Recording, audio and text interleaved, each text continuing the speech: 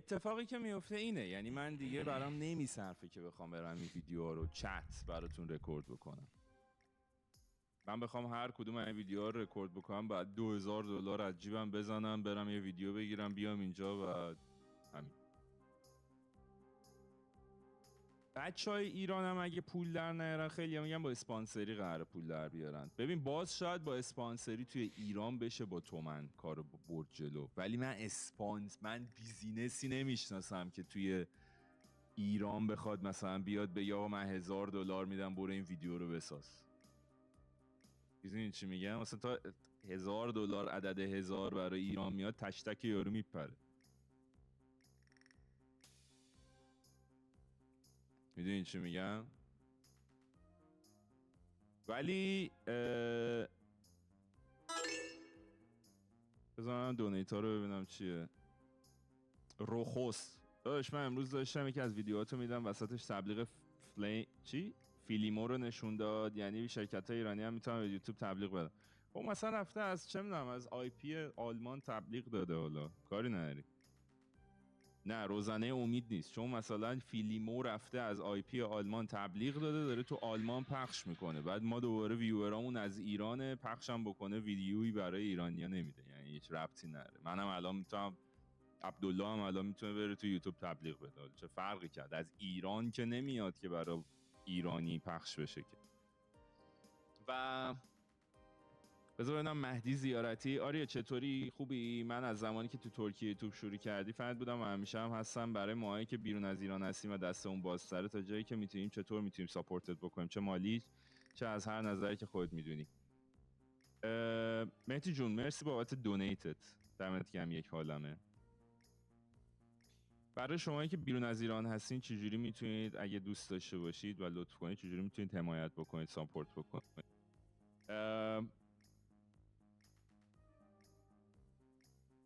ویدیوها رو تماشا بکنید خارج از ایران. حالا همین دونیشنی که انجام دادی خیلی لطف بزرگی بود، این خودش یه مورد حمایت خفنه. و اینکه کیک رو بیاید فالو بکنید، تماشا بکنید، کیک رو بیاید تماشا بکنید و چی بگم آخه همینا. یوتیوب فارسی تمام نمیشه، خیلی ها هستن که الان مثلا با همین $800 توی ایران یا عدد معقولیه، مثلا میشه 100 میلیون برای ویدیو. خوش اومدی. اوکیه، به نظر منطقی میاد. خب آره نشون میده اشتباه سرچ با میده. همه کاستایی که در نظر بگیری یا همه چیز 100 میلیون خیلی عدد عالیه. بچهای توی ایران من میگم نمیتونم زندگی بچه‌ها رو بدم، شاید یکی ماهی 500 میلیون تومان قسط داره.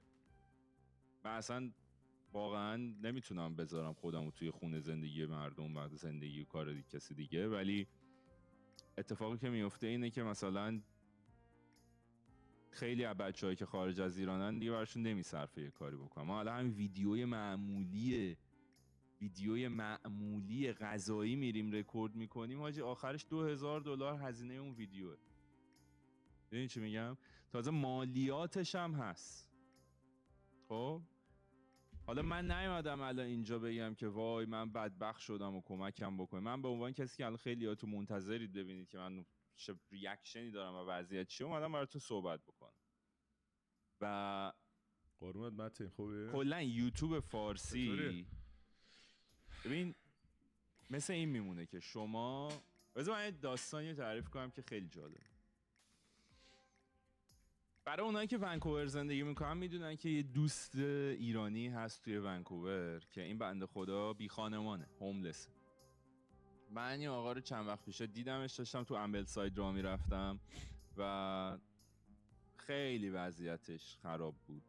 یعنی بنده خدا مثلا مواد زیاد، نشست، حال روزش بده، یه دونه شاپینگ کارت داره از این سبدای خریده مثلا فروشگاه شهروند و اینا، وسایلاش تو اونه، بی خانمانه، تو خیابون زندگی میکنه، پاش و اینا زخم بود، خونی، همه چیز، و کلا از لحاظ مغزی و اینا منتالی هم نابود شده، انقدر که فنتانیل و نمیدونم کتامین و این چیزو زده. خلاصه چرا این آدم اینجوری شده؟ این بنده خدا یه دونه شرکت خیلی خفن داشته و قبل کووید کلا، حالا داستانش خیلی درست یادم نیست ولی چیزی که یادم، یه شرکت خیلی خفن داشته، ماشینای خیلی خفن داشته، یارو من اشغالای میشناسم. یعنی اینستاگرامش هنوز هست، به من یکی نشون داد، اشغالای خیلی خفنی میکرده، شرکتش توی برج طبقه فلان بوده، از این حرفای آدم وضع توپ. آقا این بنده خدا کم کم به خاطر کووید بوده، نمیدونم چی بوده، یا رقابت زیاد میشه، کم کم افت میکنه این شرکتش. خب این شرکت افت میکنه و نمیخواستم باور کنه که این داره خراب میشه و باید نجاتش بده. میرفته پایین در مرز ورشکستگی، میرفته مثلا خونهشو میفروخته، میومده دوباره تزریق میکرد به این شرکت، دوباره این میرفته بالا، یه تایمی خوب بوده، دوباره میومده پایین، به یه جای بگاهی میرسیده، میره وام میگیره از بانک، وامه رو میزنه میره بالا، دوباره میاد پایین، خونه مامانشو میره میفروشه، میزنه به این کار، میاد بالا. یعنی هی تا مرز ورشکستگی میره، هی میارتش بالا، و در آخرم این شرکت کوبیده میشه زمین، ورشکسته میشه و این آقا میمونه با خونه‌هایی که فروخته، پولایی که از بین رفته و این همه مالیات و وامی که روی دوششه و دیگه نمیتونه پرداخت بکنه و تمام شدن اون رویاهایی که تو سر داشته، زندگی خفن خوبی که داشته و اون شرکتی که داشته و اون ماشینا و زندگی و همه چی از بین میره. یوتیوب فارسی دقیقا همینه موضوعش. یوتیوب فارسی دقیقا همینه. یعنی تو هی میای بالا، تلاش میکنی، میای بالا، میرسی به یه جایی، دوباره سر ایرانی بودن میره پایین. و چند بار من به گا رفتم تو این یوتیوب، چند بار من اومدم مثل بچه اینجا، مثلا اعصابم تخمی میشد گریه کردم، مثلا گریه که نکردم ولی اعصابم تخمی بود ولی میگفتم داریم به گا میریم. 1000 بار، یعنی از سال 2018 هی ما رفتیم بالا، هی آوردن اون پایین. مثلا اون موقع 2017 رو اگه یادتون باشه مثلا سابسکرایبر نمیگرفتیم، هی کم هم میشد. بعد یوتیوب فارسی همینه چت. اگه میخواید یوتیوب فارسی کلا کانتنت کریتوری فارسی شروع بکنید، به نظرم اگه داخل ایرانید that's fine، شروع بکنید. واقعا توی ایرانید با مخاطبین ایران، اینستاگرام اینا تبلیغات بگیرید اینا. ولی اگه میخواید توی پلتفرم خارجی، وابسته به پلتفرم خارجی درآمدزایی، مثلا اینستاگرام که بهتون پول نمیده، تبلیغات شرکت‌های ایرانی هن که به اینفلوئنسرها پول میدن، ولی مثلا چه میدونم همین کیک معلوم نیست پس فردا چه اتفاقی سرش بیاد. یعنی تا الان، تا مادامی که هست، مثل یوتیوب بچه‌ها دارن ازش پول در میارن، ولی دوباره 10 روز دیگه میگه ایرانی و سیکتیر. و اصلا هم تقصیر اونا نیست، یعنی این حقشونه که آقا این داستان اینجوریه. میدونی چی میگم؟ پس اگه میخواید شروع بکنید یوتیوب و این چیزا رو،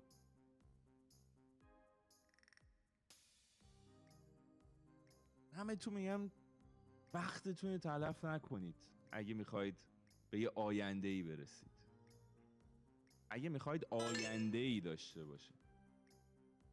حالا اینجای حرف منو یه سریا بر ندارن جدا بکنن بذارن بگن یعنی تو وقتتو تلف کردی تو کامیونیتی فارسی. نه، من تو همون ویدیو انگلیسی هم گفتم که فوق‌العاده سپاسگزارم این موضوع، خیلی متشکرم بابت اتفاقاتی که افتاد، بهترین روزهای زندگی منو ایرانی‌ها رقم زدن، هرچی که تلاش کردم به وسیله حمایت مردم ایران رفت شد.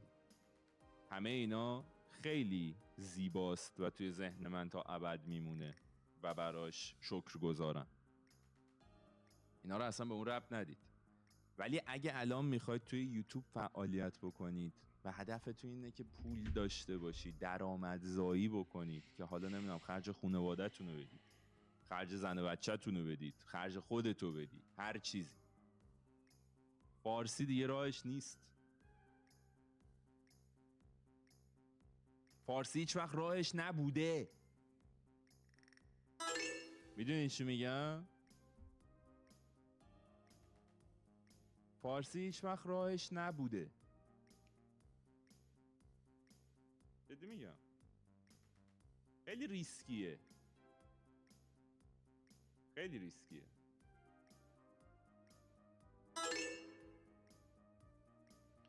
اینم کیر شدن واسه تو همین یوتیوب. مثبت 18 بردارید دیگه. نمیدونم چی رو میره آجی. مثبت 18 گاییده ما رو. کسایی که ایران هستن انگلیسی محتوا میسازن ربطی نداره. انگلیسی محتوا میسازی، میتونی بری اشغال بکنی، درآمد انگلیسی داشته باشی. حالا یه سریا میان میگن که آریا کوکسری، یعنی تو میخوای ول بکنی یوتیوب فارسی رو؟ نه بابا، من یوتیوب مثل بچمه. زندگیمو گذاشتم برای یوتیوب، مخصوصا یوتیوب فارسی، و برداشته شد. نایس. خیلی Thank you so much. فرهنگ سازی کردم براش. Thank you so much Martin. سر همینه که مردم لطف میکنن و من میگن پدر یوتیوب فارسی. خب فرهنگ سازی کردم براش. بیشتر از همه شما که الان ناراحتین، من اصلا کاری با کل مردم ایران ندارم، چون مردم ایران میتونن بگن به تخمم و that's fine you know، و واقعا هم همینه. من الان با بچه‌هایی که منو دنبال میکنن، فنای من، طرفدارای من و کسایی که میخوان کانتنت یوتیوب بسازن، این یادتون باشه اگه جای نوشتن وای دلار شده 130 تومن به تخمم، برید اینو بنویسید براش. خب من این دارم برای بچه‌هایی که میخوان یوتیوب شروع کنن، یا بچه‌هایی که فن منو دنبال میکنن، لطف میکنن. من دیگه نمیصرفه برام اگه اینجوری باشه. خب حالا من وای میستم صبر میکنم ببینم چه اتفاقی میفته. شاید در یه معجزه‌ای بشه اینا عوض بکنن این داستان. ببین چی میگم؟ که نمیدونم بشه نه. حالا اگه بشه که هیچ خوبه، اگه نشه چت، من دیگه واقعا نمیتونم برم کمپ $1000 بگیرم براتون تو کانادا، یا برم مثلا ویدیوی فرمونت هتل 12 ساعت مثلا رانندگی کنم برم یه شهر دیگه یه ویدیو با اون کوالیتی و کیفیت و اینا بردارم بگیرم بیارم بذارم یوتیوب. تمام این ویدیوهایی که میبینید همش هزینه داره و من نمیتونم این کار رو تو کانادا بکنم. ببین کوچکترین ویدیو، مثلا کم هزینه ترین ویدیوهای توی خونه رو کاری ندارم، کم هزینه ترین ویدیوها چقدره؟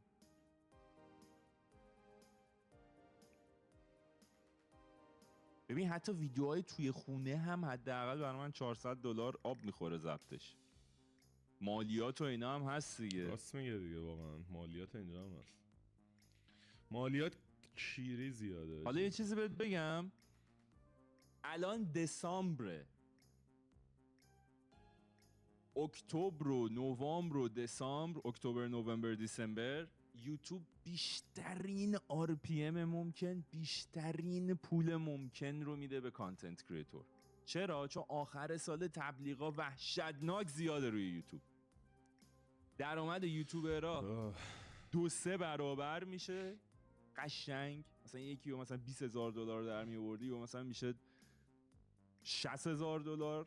خب و بعد که میشه ژانویه، یعنی جنوری فبروری اینا، اونا اون 3 ماه، اون ترایمستر، اون 3 ماه اول سال تخمی ترین حالت درآمدزایی یوتیوب. برای همین خیلی یوتیوبرهای خارجی، یعنی غیر از فارسی زبان، اون تایم مثلا میرن مسافرت، میگن ما میخوایم یه ذره استراحت کنیم، چون اصلا براشون نمیصرفه ویدیو بذارن. خب میرن مسافرت اون تایم، یا خیلی فعالیتشون کم میشه. اگر یه ویدیویی که اینقدر مهمه توی کامیونیتی من، یه کلاب خفنه، یه ویدیو مورد انتظاره، چه ویدیویی هم هست خدایی، عجب ویدیویی هم هست. برو ببینیمش. واقعا ویدیو خفنی آجه. چه داریم پوش میدیم هم دیگر.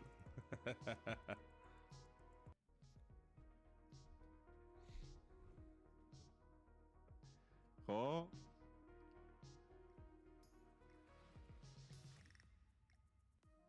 سینماییه تصویر. خب وقتی یه همچین ویدیویی که 60,000 تا لایک خورده، 38,000 تا کامنت خورده، 500,000 ویو خورده برای من توی مثلا 5 روز، مثلا $800، مثلا تو فکر میکنی مثلا یه ویدیویی که من میذارم بعد 2 هفته مثلا میشه 300,000 تا ویو، مثلا اون چقدر قراره پول بده؟ و مثلا 40 دقیقه است، این مثلا 1 ساعت، این همه اومدن تماشا کردم، مثلا اون ویدیو مثلا میشه $200. خب پس دیگه نمیصرفه برای من که بیام این ویدیوها رو رکورد کنم براتون. نهایتا من بتونم این چنل اصلیمو برگردونم به اون حالتی که مثلا ریاکت به ویدیوهای ترسناک بود. ترکیه هم نمیصرفه این کارو بخوای بکنی داداش، ترکیه هم گرونه. فقط توی ایران با دلار در بیار، ایران تومن خرج بکن. آره راست میگه. ایران آجید مفته. اگه وضعیت این باشه چت، من یعنی اصلا دیگه برای پولش هم این کارو نمیکنم، میدونی؟ صرفا فقط برای اینکه باشم توی کانال اصلیمو، مثلا با شما باشیم و چه میدونم بالاخره همه زحمت کشیم، همه سال بخوایم این کارو بکنیم و اینا، مثلا ویدیو بذارم توی این کانال اصلیم. لایو استریم هم که اینور میذاریم، ویدیوهای گیمینگ اینورمون هم میذاریم توی کانال یوتیوبمون. خب ولی من الان دیگه فقط خودم نیستم بچه‌ها. ببین شما یه دقیقه منو الان باید با پدرتون مقایسه بکنید. جدی دارم میگم. چت منو باید با باباتون مقایسه بکنید. بابای شما زن و بچه داره و میره سر کار و باید پول زن و بچه‌شو بده. منم دیگه اون آریای 2016 نیستم که یه بچه تینیجری باشه که یوتیوبو زده و هیچی به هیچی. من البته از همون موقعم خرج خانواده‌مو میدادم، ولی واقعا راست میگه اینو واقعا راست میگه. من الان ازدواج کردم و بچم تو راهه، نینی داریم ما. خب پس قبل از این که بیاید بگید واو این به خاطر پول نمیدونم رفت کانال انگلیسی زد و ما رو فراموش کرد و به خاطر تا پول بود کانتنت خفن می ساخت و ما براش مهم بودیم. خب این برمیگرده به کی؟ به اون پارسایی. چی میگفت؟ گفت تا وقتی پول بود براش مهم بود. خب پارسایی جان نمیدونم چند سالته، فکر کنم 10-11 سالته، ولی منم مثل بابات باید خرج زن و بچه هم بدم، همونجوری که بابات میاد خرج همسرشو و توی نادون رو میده، من باید همین کارو بکنم. خب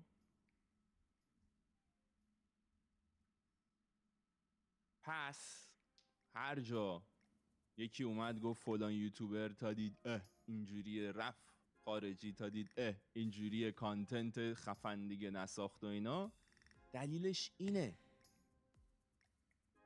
من الان که اینجا نشستم دارم حرف میزنم، هزاران فکر توی سرمه. و میدونی از چی بیشتر میترسم؟ از این نمیترسم که بدبخشم، فقیر شم، که یکی از فوبیامه، که دوست ندارم دوباره به اون روزا برگردم.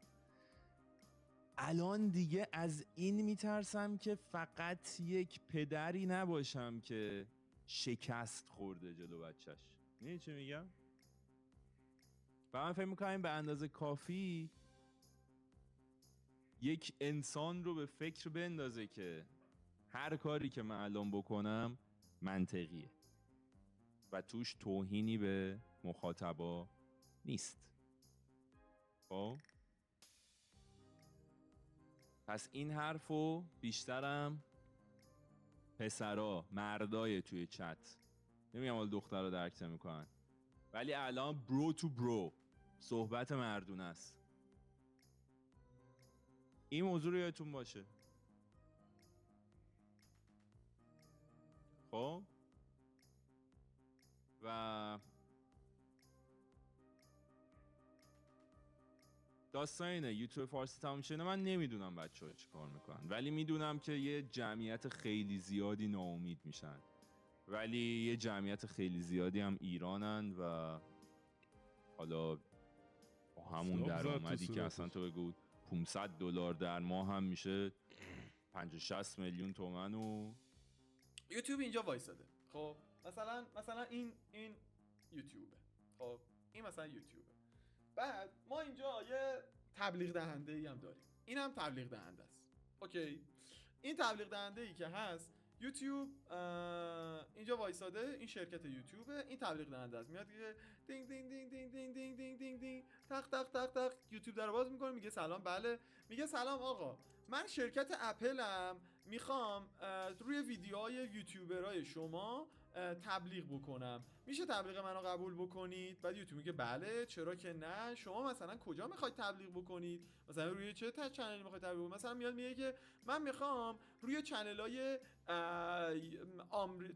روی ویدیوهایی که ویوراش از مثلا آمریکا هستن، نمیدونم به تک علاقه دارن، نمیدونم از ندرلند هستن، از نمیدونم آلمانن، از انگلیسن، من میخوام اینجا تبلیغ بدم روی این کشورها. بعد یوتیوب میگه که باشه، من 1000 تا اسلات مثلا برفرض، مثلا آقا من 100,000 تا اسلات دارم روی ویدیوهایی که میتونم روشون تبلیغ بدم، چون یوتیوب هم یه محدودیتی داره برای اینکه تبلیغ خود نشون بده رو ویدیوها دیگه. میگه آقا من مثلا میگه که مثلا من 100,000 تا اسلات دارم، میتونم روی این 100,000 تا برای تو تبلیغ نشون بدم، به ازای اون 100,000 تا مثلا تو 20,000 تا تبلیغ میخوای، من برای اون 20,000 تا مثلا 20,000 تومن ازت پول میگیرم. بعد اینم میگه باشه، این رزرو من مثلا. خب میاد میگه باشه، این رزرو من 20,000 تومن بهت پول میدم، اون 20,000 تا اسلاتو بده من. بعد این میگه دین دین دین دین میره. خب این رفت. بعد دوباره یه دونه دیگه دین دین دین دین دین میاد. این مثلا چه شرکتیه؟ این مثلا شرکت نایکه. خب نایک هم میاد میگه که سلام یوتیوب، سلام خواستیم فلان، من میخوام تبلیغ بدم فلان، تو برای چه شرکت، برای چه کشورایی میخوای؟ منم همون آمریکا رو میخوام و آلمان رو میخوام و ندرلند رو میخوام و اینا، انگلیس مثلا. یوتیوب میاد میگه که خب ببین، من 20,000 تاشو دادم به مثلا من 20,000 تاشو دادم به این یارو خرکیه، دادم به اپل و هنوز 80,000 تا دیگه مونده، میخوای مثلا 40,000 تاشم میدم به تو 40,000 تومن. میگه باشه، منم 40,000 تا میخوام. اینم میره. این که میره، یکی دیگه میاد، این میاد دین دین دین دین دین، اینم میاد میگه که چی؟ میاد مثلا این شرکت مثلا کیه؟ شرکت ناساه. میگه ناسا، منم مثلا یوتیوب، منم میخوام تبلیغ بدم، بیا چیز کن، بیا به من چیز کن، تبلیغ بده مثلا. خب ببخشید با یادم رفت، ناسا میگه یوتیوب من میخوام تبلیغ بکنم، اینم میگه باشه، من هنوز 40,000 تا دیگه مثلا اسلات دارم، این 40,000 تا برای تو مثلا 40,000 تا، اینم میگه باشه. حالا اینا همشون با یه ریشیو حداقلی که یوتیوب کفش بوده، خب اومده چی کرده؟ این با این ریشیو اومده این تبلیغا رو فروخته. حالا سیستم تبلیغ دادن و درآمد یوتیوب روی تبلیغات چجوریه؟ سیستم مناقصه‌ایه یا مزایده‌ای میشه. مزایده‌ایه فکر کنم. مناقصه اشتباهه. آره مزایده‌ای فکر کنم میشه. همونی که آره دیگه مزایده میشه.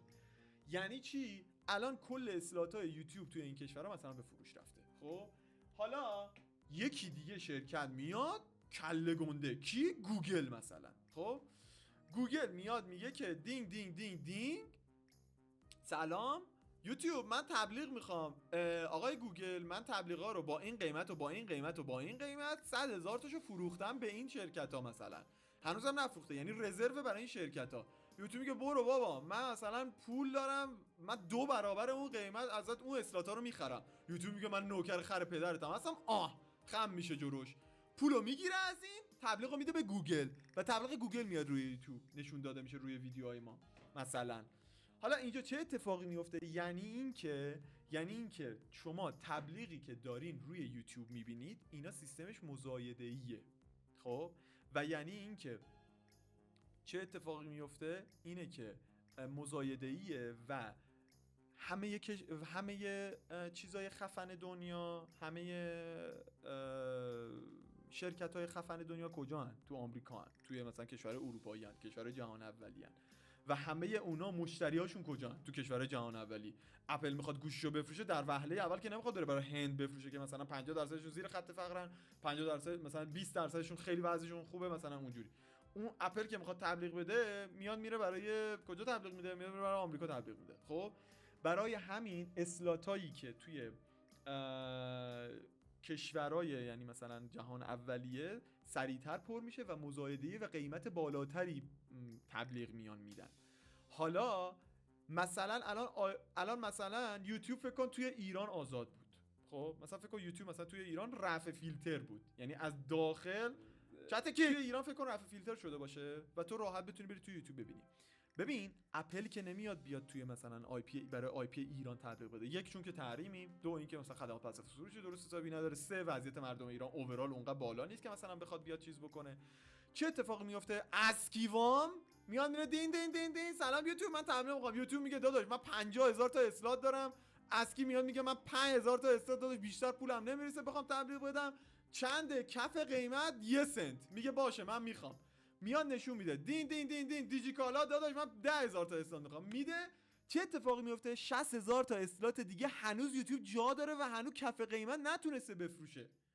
این اتفاق میفته که قیمت RPM توی کشورهای هند، توی کشورهای جهان سوم، مالزی مثلا، نمیدونم توی کشورهای چه میدونم چرت و پرتو، مثلا توی کشورهایی که مثلا مثل ایران ما که اسلاتاش اونقدر فروش نمیره، اینا برای همین میشه که RPM اون ویدیو میاد پایین. قزاقستان مثلا، یا حتی تا یه حدی ترکیه نسبت به آمریکا، اینجوری میشه که RPM ویدیو میاد پایین. حاجی فکر کنم ویدیوی من که مثلا 400,000 تا خورده رو $400 پول داده. اصلا خیلی خیلی کمه، خیلی کم. یعنی اگه قبلا بابت هر مثلا 1000 تا ویو $11 میداده، الان بابت هر 1000 تا ویو $1 داده. باید چنل انگلیسی ما حاجی درست کنم. پشمام، اگر بابت هر 1000 ویو $11 میداده شده $1. وات؟ آجی خیلی کیریه، 90% کاهش. خیلی کمه. از $1000 هر 1000 ویو $11، الان هر 1000 ویو $1، یعنی 400,000 تا $400,000. 1,000,000 ویو بخوری $500 میگیری تهش. یعنی درآمد چنل یوتیوبه که مثلا 10,000 تا $20,000 بوده شده میشه $1,000.